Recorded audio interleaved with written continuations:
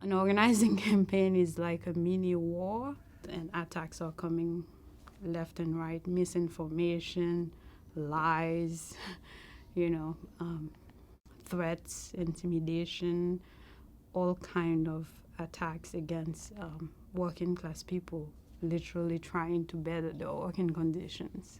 The captive audience meeting is what it is. You are being captive, and your raptor, I guess, the person who keeps you there is your manager, or your supervisor, or some executive from corporate, somebody from HR, somebody with power, who got power over you.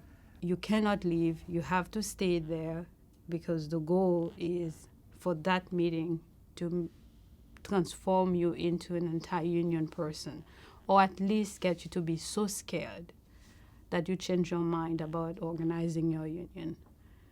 That's what the captive audience is. Captive audience can take different forms. Sometimes they happen in group.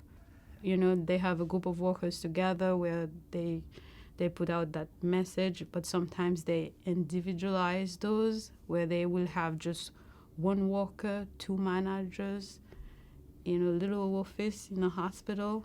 And those captive audience meetings are just a threat, I would say, to workers' rights to fight for their dignity. We need to recognize the traumatic experience the workers go to, right, when they find themselves in captive audience meetings, because it's a trauma.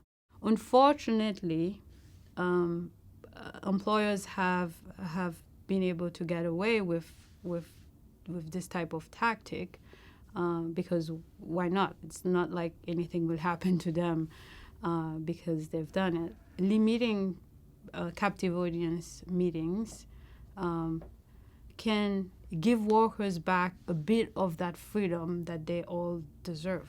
As a legislator, I'd want you to imagine being kept in a room where you're being threatened, intimidated, because you're trying to get your working conditions to become better. I would say also it's your responsibility to guarantee that right. And you are at the right place to actually make that happen.